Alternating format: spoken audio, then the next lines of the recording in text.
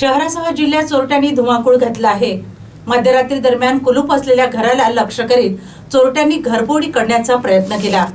दरम्यान या प्रकरणी काही जणांनी पोलिसात तक्रार दाखल केली नाही, मात्र चोरटे सीसीटीव्ही कॅमेऱ्यामध्ये कैद झाले आहेत। शहरात घरफोड्यांच्या घटना पुन्हा वाढल्या असून चोरट्यांच्या टोळीने दहशत माजविली आहे। वाघापूर बायपास परिसरात बंद घरांना लक्ष्य करीत एकाच वेळी 3 घरफोड्या करण्यात आल्यात।